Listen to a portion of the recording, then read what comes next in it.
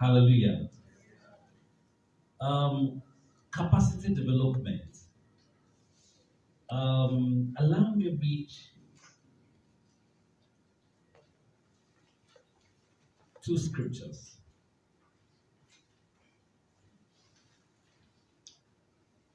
I'll come to the scriptures shortly. Please, whoever is timing me at 25 minutes, let me know. I'll start from my summary, so that if we don't deal with everything, you would have a clear indication of a summary. Now, we're dealing with capacity development, not at the corporate level, but at a micro level, the level of the individual. If you and I develop properly at the level of the individual, then with what we have, we can place on the table at the corporate level. Okay?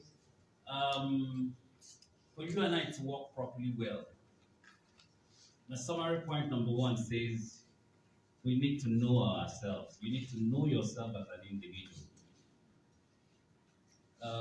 You need to understand what your identity is. And the two characters I'm using for this summary are people who work in corporate environments, in secular environments. I use the word secular advisedly. Because they were not quite secular environments, they were environments steeped in the deepest form of occultism. Daniel and Joseph. And I don't know how many of you read something today in some of our groups where a politician was saying that there's no single politician that does not consult Babalawo. Did you read it? Okay. Our political terrain, our offices, my Lord has just told us something. They are steeped in the darkest forms of practices. So it's not as secular as it looks. Okay? So, but first, you and I must know who we are. Daniel and Joseph, they knew who they were. And that was why Daniel could say that, listen, he will not defile himself with the portion of the kings, because he knew who he was. So he wasn't going to allow the culture around him to define him. He knew who he was. So when they told him that this is the best of food coming from the king's presence, from the king's kitchen, it didn't matter. Others would have keyed into that food. Hello? Yes. Hello? Others would have keyed into that food, either for nutrition or for status. But because of whom he was. Is it Joseph?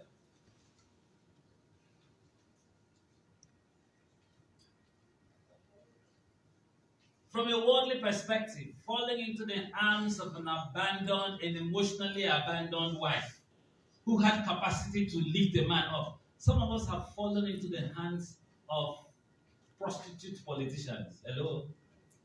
Hello? I shouldn't go there. Or fallen into the hands of prostitute bosses, people whose values are worse than the values of the wife of Potiphar. But Joseph knew who he was. So for us, a critical place to start is our identity. You were in the Lagos conference when I raised a few issues at the MBA conference, when they were talking about sexual harassment. I said, listen, as a young lady, why do you leave Abuja, leave Port Harcourt, and travel down to Lagos for MBA conference with your boss, and there was no distinct accommodation arrangement for you, and you are sleeping on the same bed with him, and you think it's for free? You don't have sense? Mama don't train you well? If your identity in Christ is certain, that doesn't arise. Before you leave Abuja, you say, okay, where I go sleep? And he says, why are you asking me that nonsense question? I said, well, I'm not making the nonsense trip. Hello? Hello? Hello? A lot of us have turned to handbags traveling abroad. I should stop there. No. It is your identity issue. It's an identity matter. Who am I? Others can, but I won't. identity. It's my nationality. Daniel knew whom he was.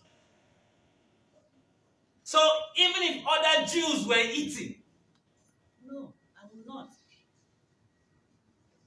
Rather than that, I will skip meat. Give me vegetable. Let me eat. In developing as Christians, capacity development. Second point of my summary is that we must learn to be planted by the streams. Psalm 1. Because you need a source of nutrients. Hello? And that means a lot of things. It means fellowship, it means the word. From a private angle, it means in the personal fellowship with God. Corporate fellowship is sweet. But corporate fellowship does not produce the core of a Christian. Hello? Corporate fellowship waters the core. So if there's no seed to water, there will be no growth. I'm not making sense. In capacity development for us as Christians, you and I must know our environment. Joseph knew his environment. Daniel knew his environment. And I could go into a lot of things. The next thing in capacity development for you and I in this legal practice is that you and I must discover our purpose. If you don't know what your purpose is on earth, if you don't know what your purpose is in this profession, you're sure there will be accidents. And then set your goals. A man who has no goals is an accident waiting to happen. And I say this particularly to men. If you don't have goals as a man, you don't have a business taking a wife. Because you will cause frustration in a health meet. There will be nothing to help. Hello? In this profession, listen, when you get married, you realize that the thing that keeps you in a commanding height in your home is not whether you are making money or not, but it's essentially if you have purpose. A sensible woman will always follow purpose. But when a sensible woman stays and sees a man without purpose, hey, she knows that she entered one chance. Set your goals. We'll deal with that shortly more. Okay? What's the next summary point I have here? It says, listen, when you have set your goals, and your goals are not essentially determined by you, your goals are merely discovered by you. Because you search God's mind to know what those goals are. Hello? Hello? Hello? When you are certain of the goals, what do you do next? Accomplishments will come by competence, not by accident. Go check Daniel, check Joseph. When others were sleeping, a man was seeking the face of God. What does this dream mean? The two of them interpreted dreams.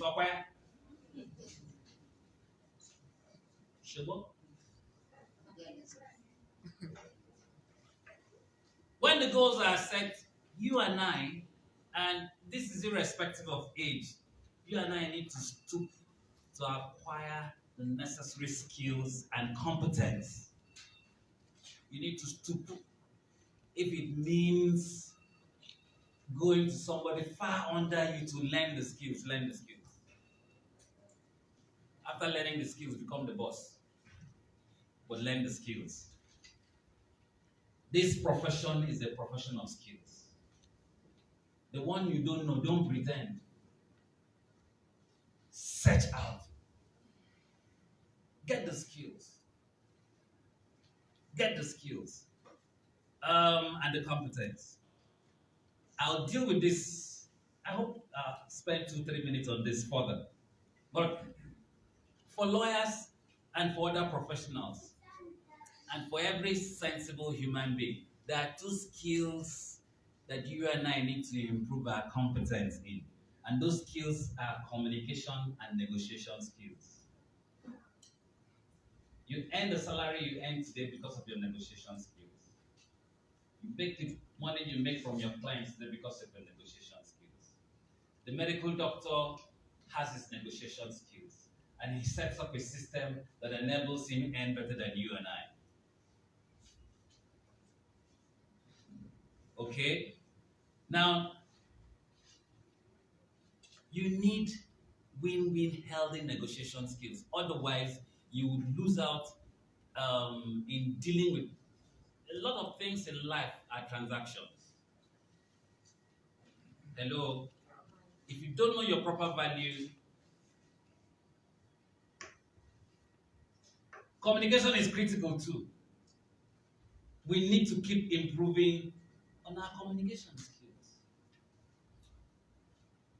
We just need to keep improving on our communication. No matter the ideas you have, if you can't communicate them, they rarely come to fruition. Am I making sense? Yes, sir. Am I making sense? Yes, sir. If you and I need to develop capacity-wise, we need to pick our teams right. Some members of our team are trust on us. Some we need to pick. But even the members of your team that are trust on you, you could select downgrade and upgrade.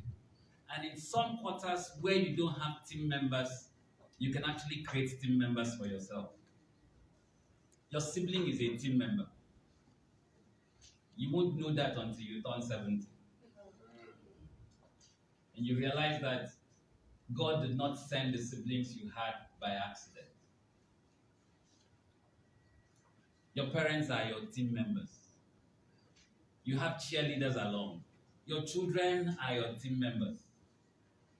You need to relate with everybody in such a way that the best comes from everybody to strengthen everybody.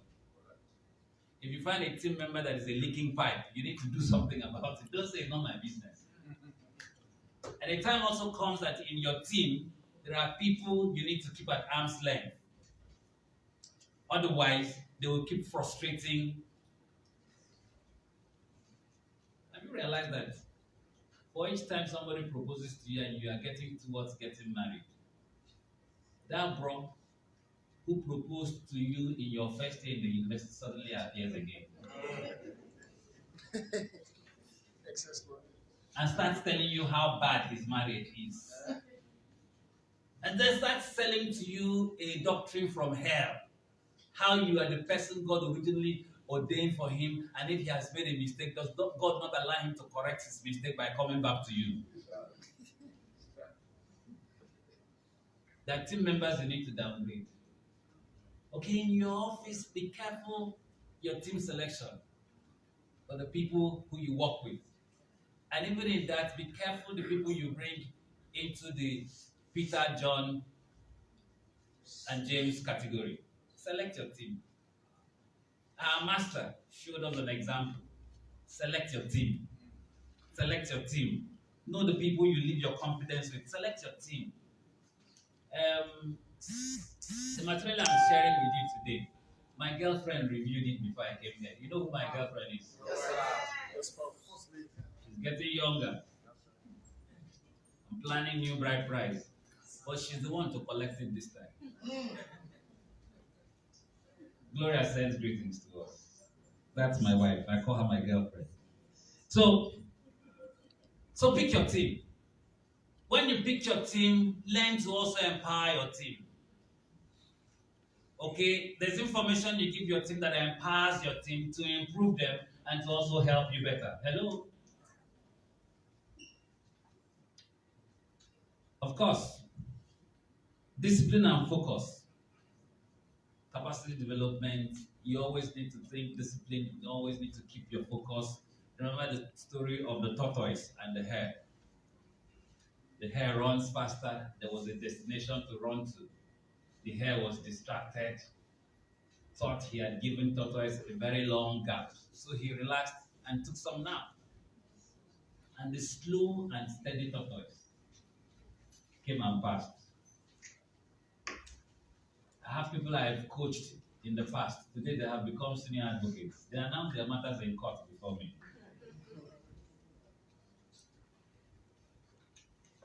Discipline and focus. With discipline and focus, we will get to our goals. If we don't get to our goals, we will get close to our goals. And then the last thing I like to talk on capacity development. I'll come back. This is just a summary of the things I'm throwing at us. The last, of course, is to learn to frame things. We must learn to frame. Framing is a psychological concept. You and I must learn to frame things. You have a challenge, frame it. Okay? Frame it. Limit it.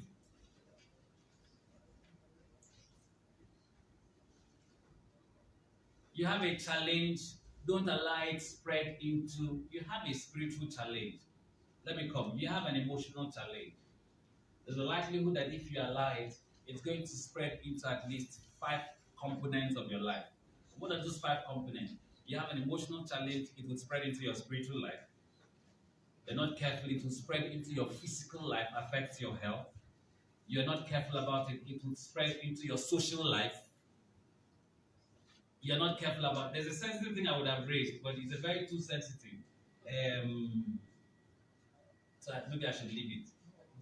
It's my best example on not framing a challenge and allowing it to seep into every aspect of your life. You may have come here with your last money in your pocket. And as you're seated down here, you are defining yourself by your financial emptiness. So your brother smiles at you, you frown very well because your pocket is frowning. And you wouldn't know that a smile today could actually give you a lift back home. Right on, Pastor. In fact, a smile today could actually give you a lift to the altar.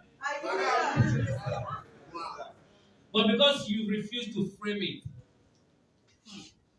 when we allow challenges in one area of life, the challenges at work, you take it back to home, you're going to wreck your home. And listen, you got employed in that home for a lifetime. Work 30, 35 years, you will retire. So you destroy something that you would have been falling back into. So at 30, 35, you retire, there's no wife, there are no children to go back to. Because in refusing to frame your work challenges, you had extended it to the family. So, brethren, it's wisdom to learn to frame challenges.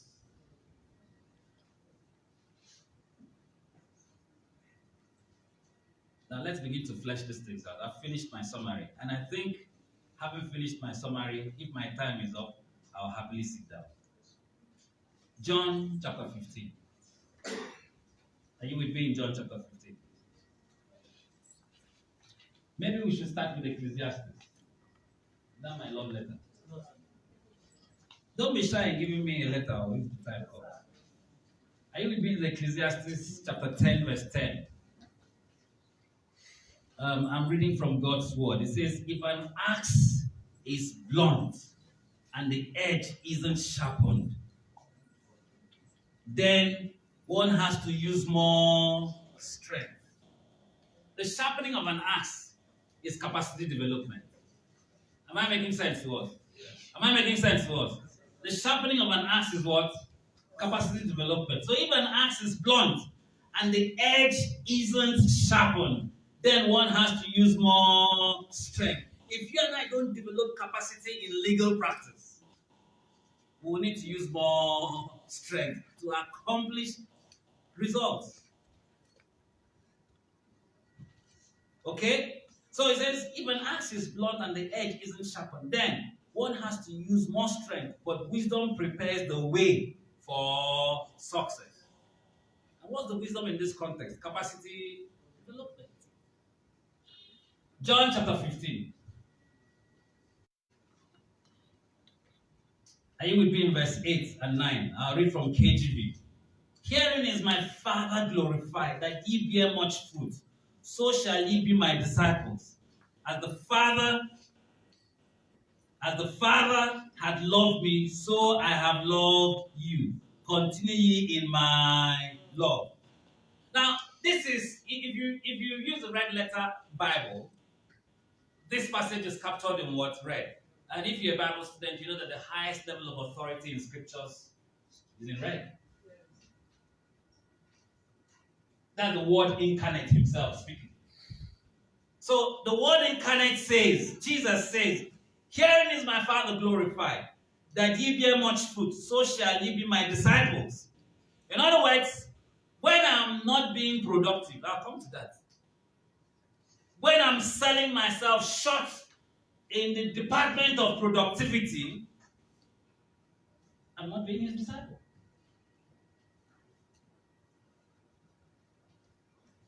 Am I getting it wrong? Now listen to it. So herein is my Father glorified, that ye bear much fruit, so shall ye be my disciples. So it's a critical feature of being his disciple, productivity. He says, so shall ye be my disciple. As the Father had loved me, so have I loved you. Continue ye in my love. What does this passage throw at us? I'll run through it clearly. Jesus uses the word fruitfulness there. And what is fruitfulness? Fruitfulness is the organic name for productivity. Do you agree with me? Yes. Do you agree with me? Yes. Do you agree with me? Yes. So Christ was talking about productivity. If you need to produce more, you need to develop capacity. Everybody has 24 hours, but some people live as if they have 72 hours in 24 hours because they've developed their capacity.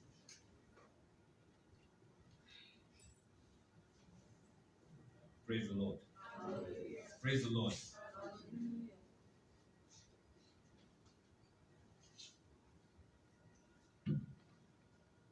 Okay, so fruitfulness is the organic name for productivity. And listen, Jesus Christ says when we are fruitful, when we are productive, he says it gives glory to who? The Father. So it's not all about you. You think the work you're doing is mundane. It's not all about you. The Father wants to take glory from it. So it's not all about sweat. The Father wants to take something eternal from it, wants to take glory from it. And Jesus says it's a mark of discipleship. So when I'm not being productive in the office, I'm not representing him well. I'm not showing what to say.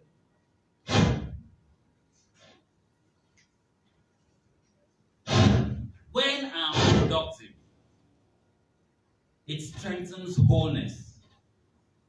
It gives me a sense of wholeness. It strengthens my sense of wholeness and gives me a sense of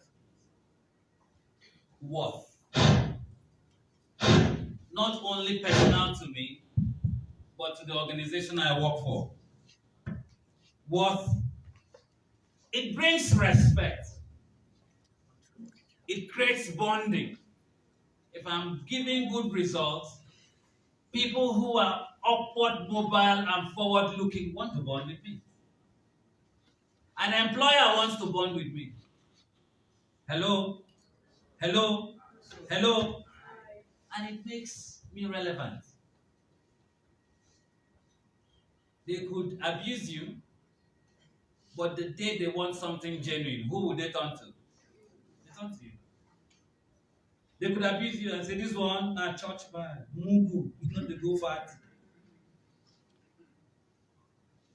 But when there's something critical on ground and has to be done, they come to you and say, that time they call you bro.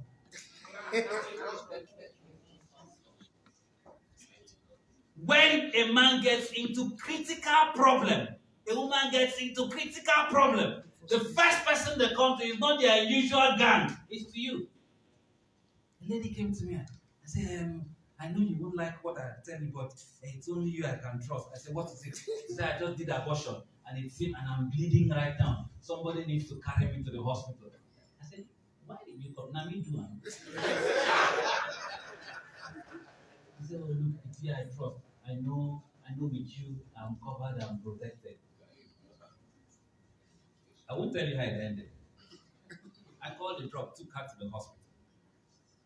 And the doctors and nurses were looking at her.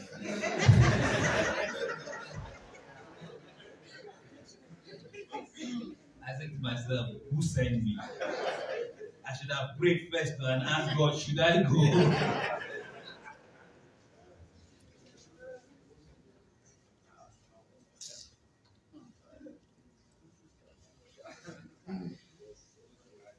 When you are productive, you add value to the environment you're in.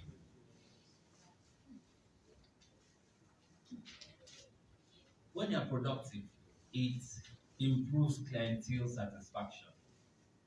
And as a lawyer, clientele satisfaction is key as to if you will have another brief from that person.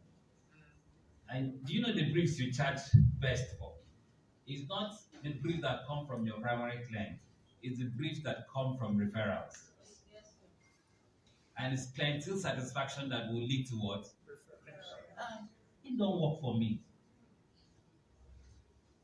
And I'm satisfied. He can work for you. So that is why you see sometimes files leave your office. Because a former client has told somebody who has already briefed you, and then the person comes and says, look, that's it why I tell you, don't worry. I've talked with my father, and I think we have an alternative way. There's no alternative way. It's alternative lawyer. And it's because somebody had been productive somewhere. So that brief is being withdrawn from one person to another. And of course, more work accomplished and more income possibilities. And when we are competent, when we have applied our developed capacity to tasks and to work, it frees up more time for rest. Because you need to sharpen the saw. And of course, it leads to general well-being. Thank you. You know, I've always considered you a friend. And you have proved to be one. What are the things that attack our productivity, our capacity to produce, whether as Christians or as professionals? The one is procrastination. Two is perfectionism. Three are interruptions. And today, interruptions, disruptions are in so many forms. In so many forms. The internet, the same things that you have been given to equip you are capable of distracting you. Am I correct? Yes. If you're a lady and you think you can improve on your brief by writing some things on Facebook, before you know, you remember that there's a wedding on Saturday and you've not selected the clothes to wear.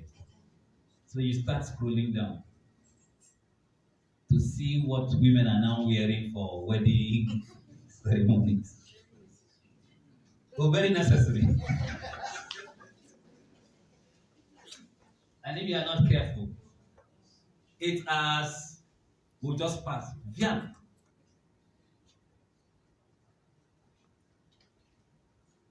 So interruptions. Procrastination affects our productivity. Perfectionism affects our productivity. Interruptions affect our productivity. Cluttered living affects our productivity. Lack of daily planning and scheduling. And then mindless multitasking. Multitasking is good, but when it becomes mindless. To build my capacity and improve what I do,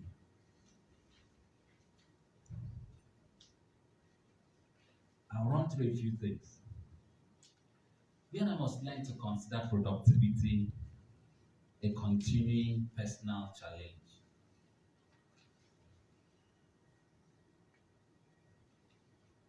I'm learning to make productivity a game, not a chore.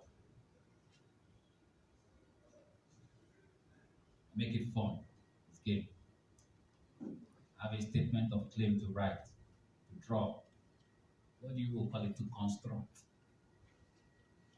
Is it not what we call it? Wait until architects and engineers catch you. They will ask you, what are you constructing? So make it a game. And there are so many ways we can make hard work a game. And then keep raising the bar on productivity. Make it fun. Don't take on any task that conflicts with your values and life plan.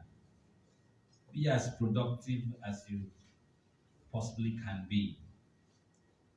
What can I do to improve my productivity, to improve my capacity to produce better things? I come back to this thing of planning. We must improve our capacity to plan. I don't have time to deal with executive function. There are three key skills in executive function. Executive function doesn't mean being an executive officer. No, it's self-governance. Maybe I'll deal with that much later. But planning is, when did God plan for our salvation? Before the foundations, that was when the lamb was slain. Forethought. Forethought. When it comes to executive function, when it comes to working memory, some of us have not developed beyond the working memory of a secondary school child. The working memory of a secondary school child in planning is just about 3 days.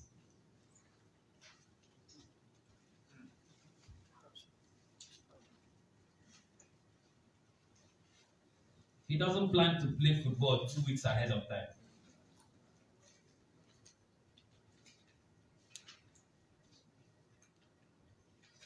Okay? I wish I could spend more time and do something significant on planning, daily planning, weekly planning, and project planning. When you're handling a case, consider it a project, like an engineer will consider a building. When tasks are handled, it has a lot of advantages. What's the second thing? I've talked about planning, capacity development. We need to improve our capacity to plan. What next? We need to learn to prioritize. What else? We need to learn to delegate. You need to learn to do the things you can do and the things a driver can do. You need to know the things that you should devote your time to and what another person should devote his time to. It mustn't be as perfect as if you drove the car. Okay? Okay? You mustn't say, look, this distance we are going, I don't want to enter gallop. Meanwhile, you also want to be reading a book on election petition as you are going along. How will you do it? Allow the driver to drive. Let him improve his driving skills. Just give him the instructions and stop driving along with him. Enter here, enter here. Bend down and read. We must learn to delegate properly. Delegation, I usually do delegation in about 2-3 hours. Delegation alone. We must learn to delegate properly. Time management. And then we need to improve our work habits. Learn to say no. Learn to say no. I learned this one a hard way. Some things say no.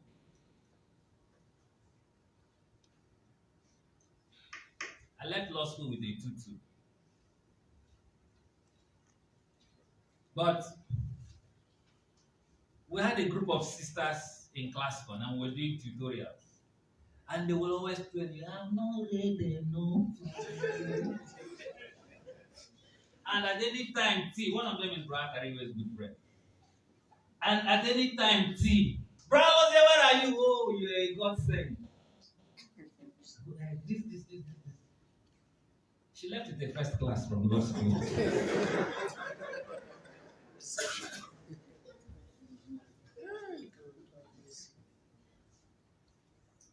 Learn to say no.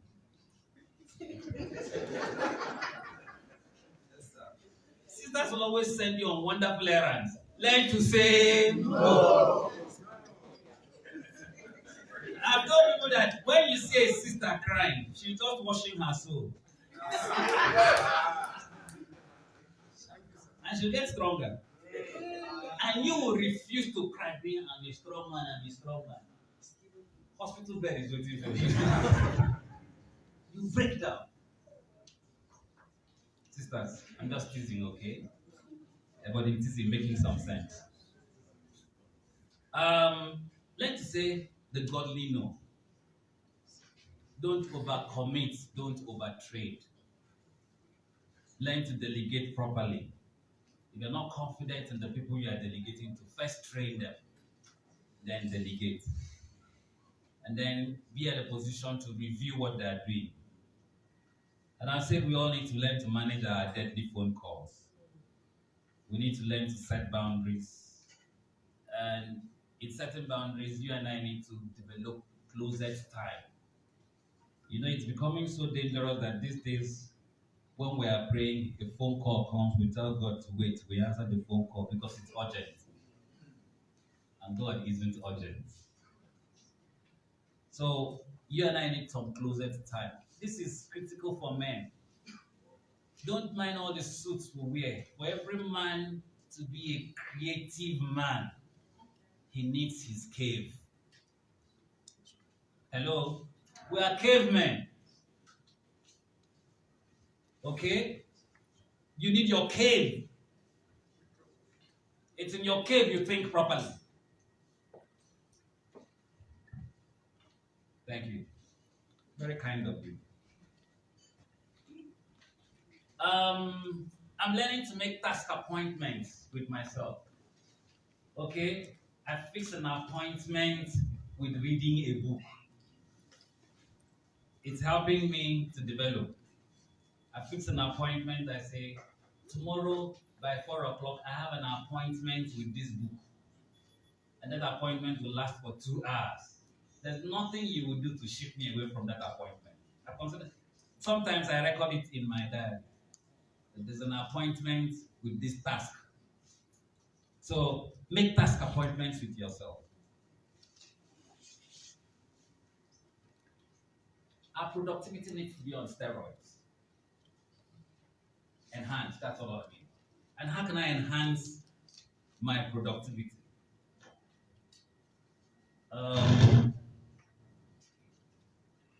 I started tracking.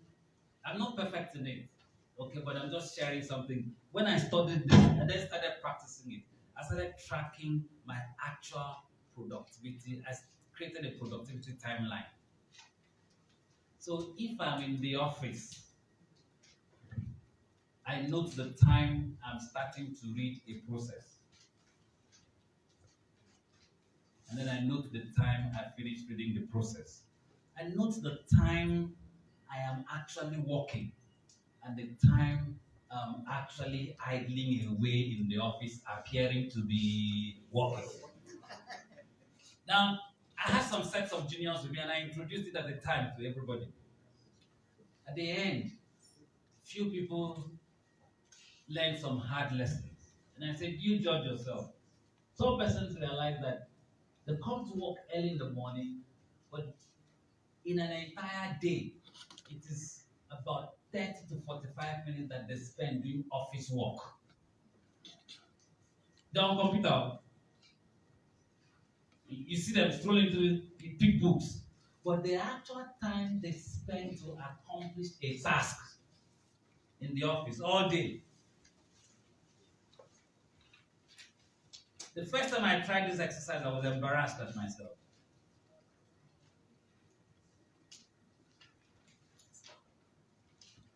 I was very embarrassed at what I found out about myself.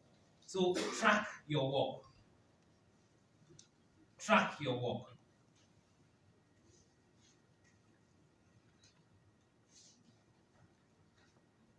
Make people and technology add value, not distract. Evolve process for routine tasks. Set up a culture in your office. Evolve process for a routine task. I keep saying it. If for every time somebody comes and is instructing you to draw up a wheel, you don't have a wheels form, there's a problem. And the interesting thing is if you develop the process in form of a wheels form, a questionnaire people answer when they come to your office. You don't need to be there when instructions will be taken. A junior can handle it.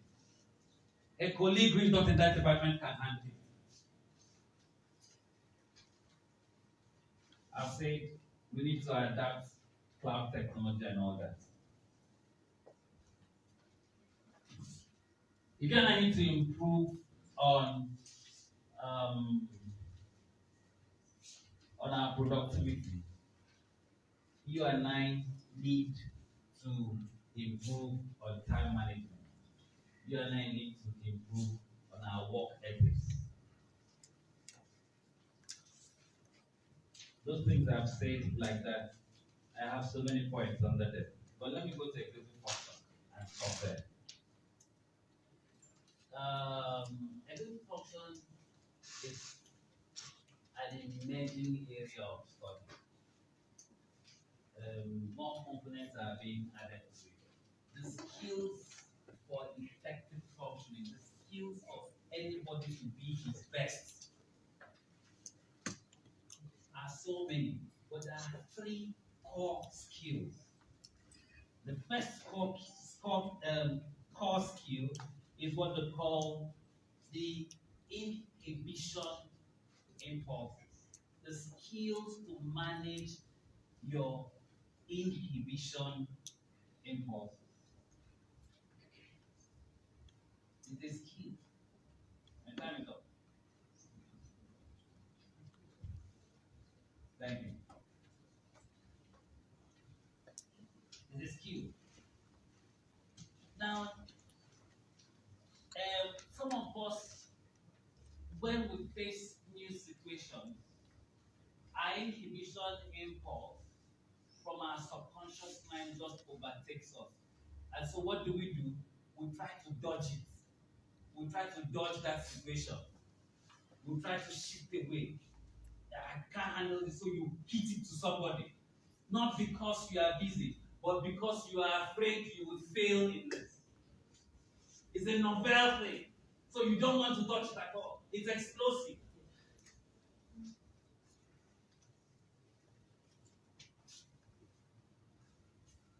The woman may be permitted to do this, but not a man. In fact, no woman is even permitted to do this. Some houses have burnt because of this. Because gas started leaking. And what did you do first? You ran. You saw a rope that looks like a snake in the kitchen.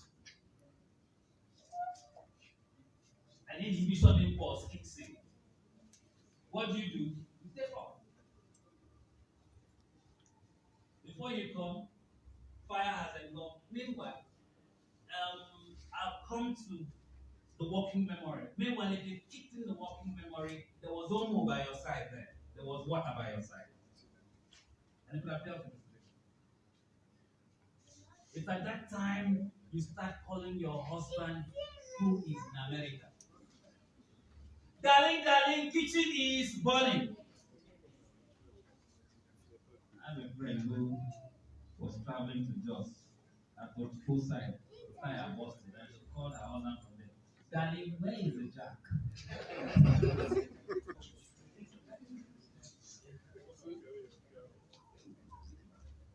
Now, but how do we manage that inhibition impulse? It's not being foolhardy. But the first thing is to stop. So you and I need to learn to manage stopping. But when you stop, don't run. When you stop, engage thinking. The second is the working memory. Working memory, as you get old, now even as a young person, working memory, if you're not careful, you don't place the right things in our working memory, in our RAM. When enough materials are not on our RAM, we can't coordinate and do linkages. You can't coordinate and link that this type of a scream is a scream for hunger, and this kind of a scream is a scream for external danger as it relates to your child. They're isolated. But when the working memory is in good shape, even in doing a case, your ability to link an authority that apparently does not look related until you think deeper and realize that this issue I've couched as one issue and multiple issues. Thank you. God bless you. My time is up. Have you not heard enough? God bless you.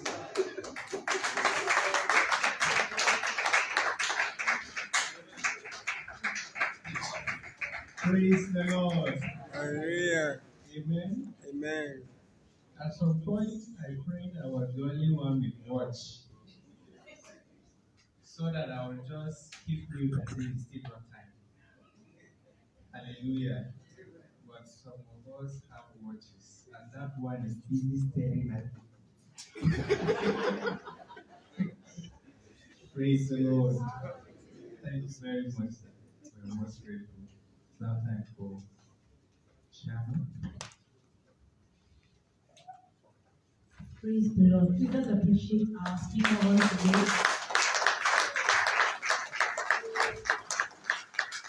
At this juncture, I'm going to be handing over to the chairman to help us coordinate the question and answer, perhaps.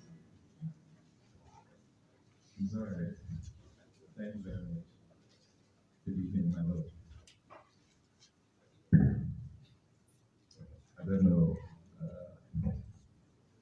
The lecture we just listened to, I can only hope that we would have a fuller copy of that lecture available to each and every one of us. It is something each and every one of us will need to read and study and internalize. The wisdom there is too much to just listen and go away. Thank you very much, President Emeritus.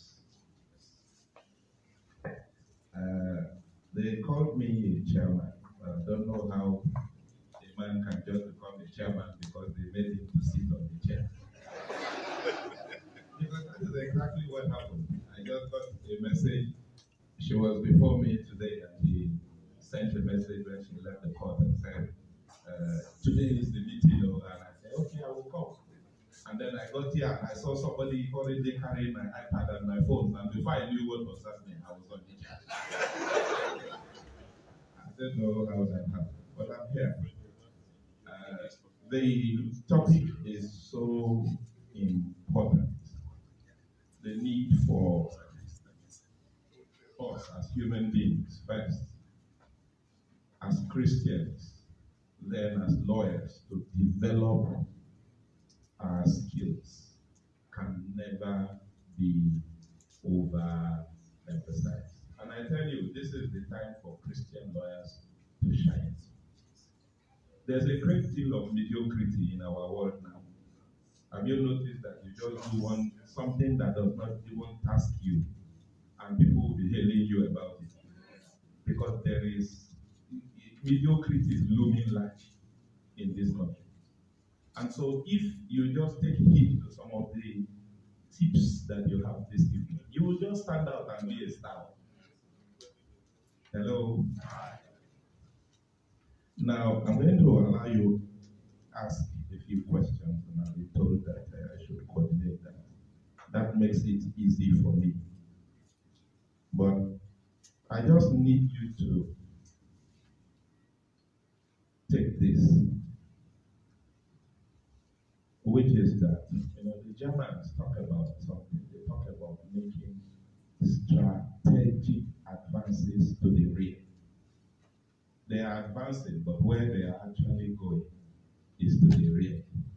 So there are two skills when you're talking about capacity building that a lawyer needs.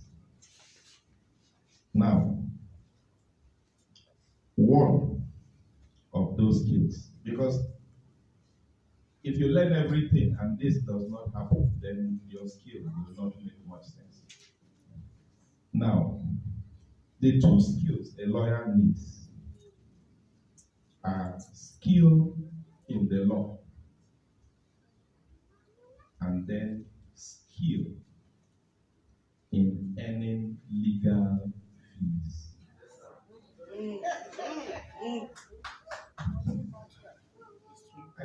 use this.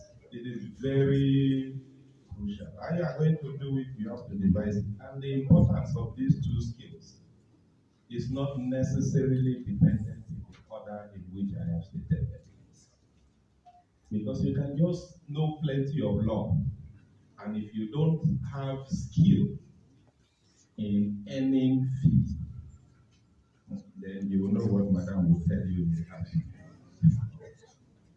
So that you must have at the back of your mind. So I would like to take a few questions before I round up with a few other comments that I will make. So time is gone and it's not our friend. So can I have indications about those who would want our guest lecturer to throw one or a bit of more light? Who may not be able to take more than 3. Yes, that's number 1. Yes, who else is willing to pose the question? Just you? Then 2 things. It's either you understood everything that was said or you didn't understand at all. It's all right. Let's take your question as quickly as possible.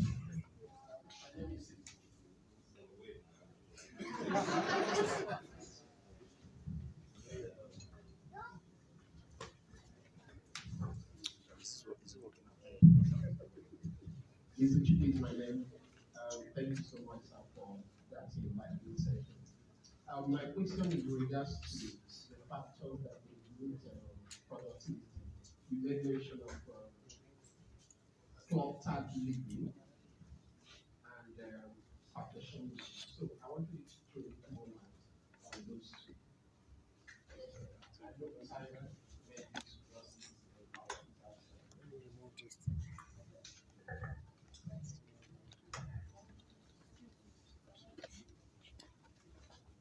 Okay, thank you.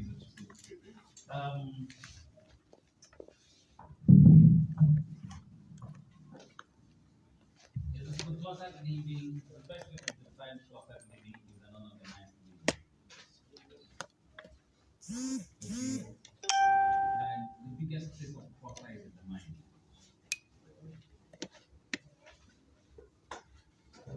And of course, it's close to the environment. I typically agree that we have different temperaments. So there's a person you walk into his room, things are all scattered over. You ask him, where is the pin? He knows exactly where to pick the pin and use it. But let me tell you what happens. I'm a traditional water leader. My wife is a traditional organized leader. I realize that even when I tell you, don't worry, I'll find it and give you, sometimes it will take me 2 days. And that's lots of productive time. Okay, I was struggling to remove the distance from. I forced myself, I started learning the skills of how to organize, get trays, Okay. and keep certain things. Because sometimes, even looking for a pen in the office to write something that has just come into my mind would take 10 minutes. And by the time I finally get the pen, I have forgotten what I wanted to write. It could be about a case. Okay, sometimes, am I making sense? Yes.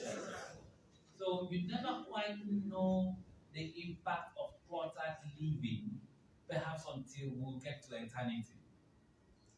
And you realize that we wasted so much time. How do you do it? Organize yourself. For some of us, we go late to church for one single reason, because we are looking for the car. Get a nail. Nail it on your front door. And immediately you come in, you hand your key there. If I had gone further on executive function, on dealing with issue of the active memory and flexibility, you would have seen that I would have been suggesting to us that it's about time several of us buy new clocks. one thing that made some of us come late here is that by 3 o'clock you were ready to leave for fellowship. But because of a dysfunction in the executive function, you have come for fellowship in the past 15 years. But for every time you prepare to come for fellowship, you can't exactly reckon how much time it will take you to move from your office to this place. That's all. If you ask yourself, from when you wake up in the morning and when you go late to court, and they've struck out your matter, what were you doing in between that time? Nothing. And that's why a lot of us, part of the way of curing that element in our executive function is we must buy a wristwatch. And then perhaps until a certain time, henceforth, in every room in your house, there should be a clock. Because you are dysfunctional, because you lack a sense of time spacing. For some of us, how to cure that is to set our phone. You think your phone, there's a clock in it. Yes, there is, but it won't quite help you. What your phone can actually help you do is to set an alarm that beeps every 15 minutes. You can do so many things in a space of 15 minutes. You can read your Bible and pray in a space of 15 minutes. Hello? So when you use external mechanisms to improve your executive function, every 15 minutes, your phone gives out a beep. Ping. You will gradually wake up into reality. I'm not making sense. Perfection into it. You just keep polishing. I want it to be the best. Keep polishing. What God has called us to is excellence. Hello? Right. Hello? Right. Hello? Yes. Perfectionism is actually a sickness. There's a lack of confidence in presenting what we have done because we think it is not perfect. Work on something to a point of excellence. Be bold to present it. If you fail, so be it. So you see somebody is working on polishing one shoe. He wants to go to church. And he spends 3 hours polishing one shoe. The other shoe has not seen polish yet. And then they call him, you are meant to be leading worship in church. So he runs quickly to church with one polished leg and one unpolished leg. Because he was struggling to get it perfect. I'm not making sense. Thanks for our chairman. He has said something strong. Did you hear me telling you something about 2 skills I went over again? And if you had time to do it, negotiation and what? Communication. It is in that skill of negotiation that your legal fee is coming. Okay? You need to be able, first you need to negotiate with yourself. What's the value I place on my time? And what's the value I place on this effort?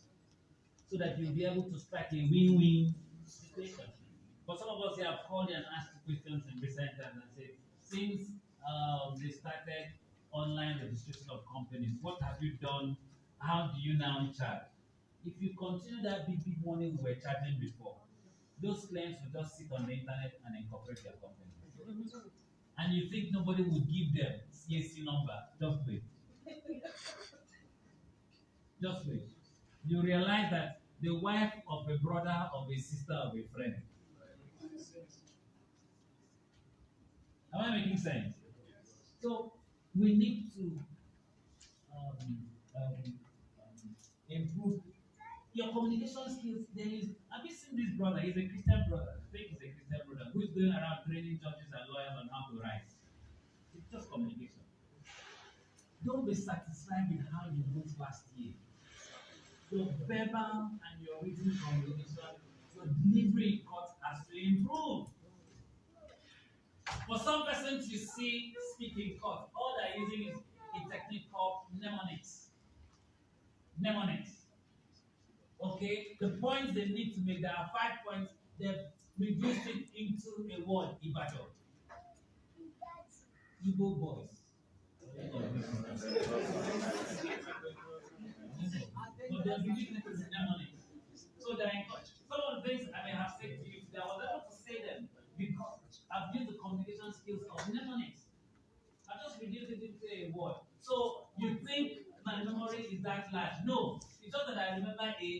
I say the point. I remember N, I say the point. I remember D, I say the point because I say when I come to this, my mnemonics is what and. You wouldn't know what I'm doing.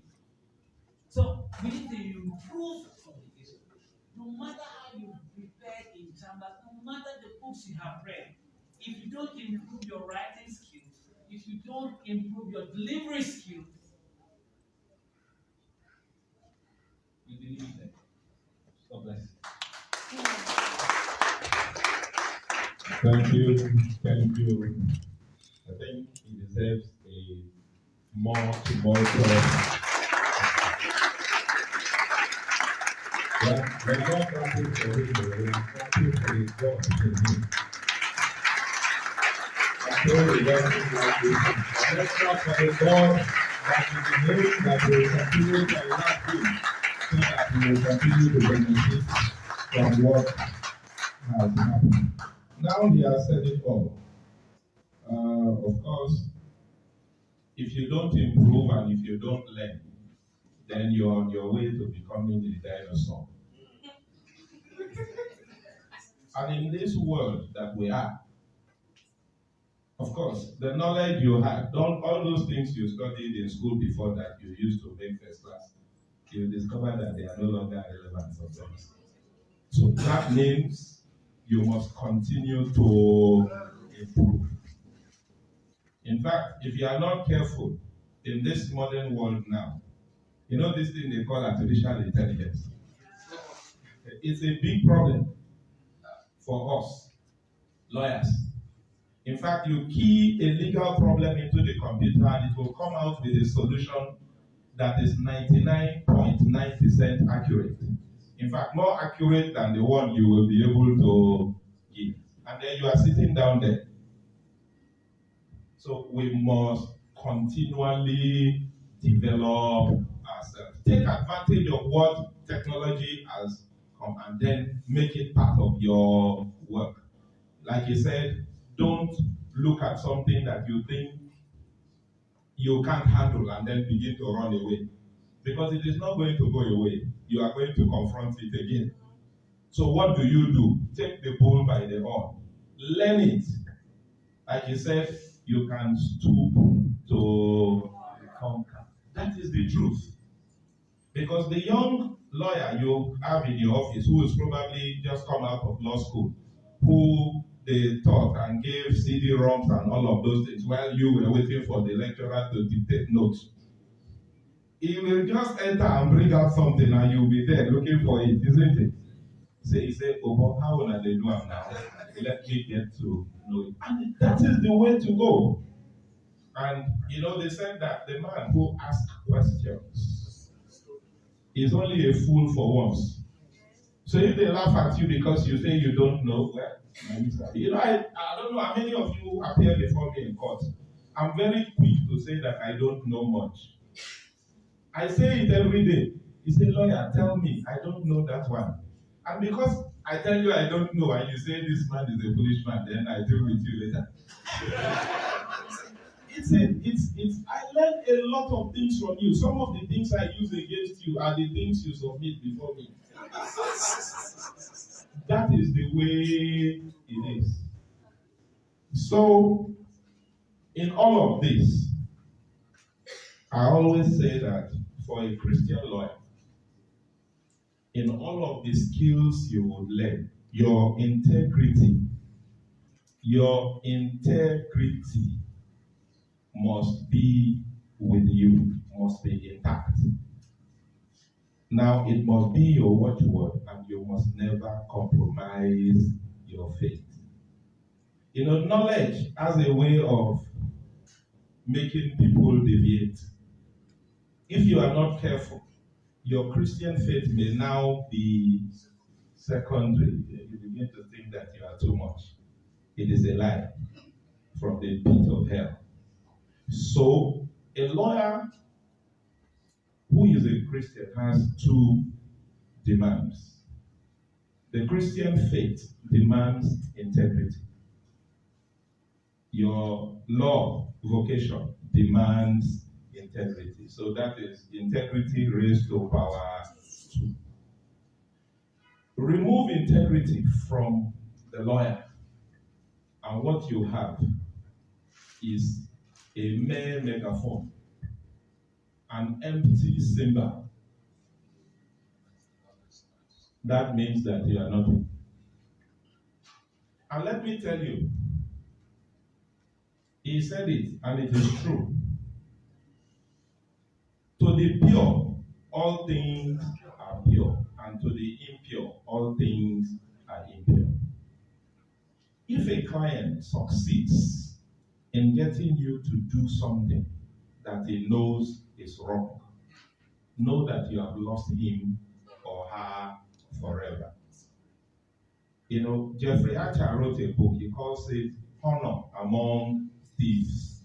And I'm wondering, why is there any honor among thieves?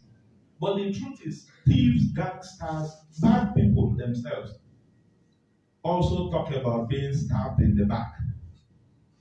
Yes, that is to tell you that even in patently wrong, inequitable situations, the human being is looking for equity.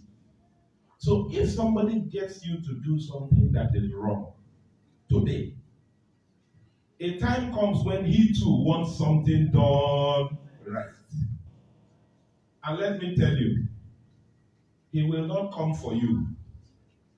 Because he will tell himself that this man, I got him to do something wrong the other time. So this time they will use him against me too. So there is nobody that is weak, that is worth your weak, no matter how highly placed. And a great many of them will come to seek to compromise you. So in all of the skills, if there is anything called skill in integrity, then get it. It is your identity as a Christian. Let where you stand be known. And then when they know where you stand, they will not bring those things to you. So on that note, let God prosper us and help us to keep the God bless you.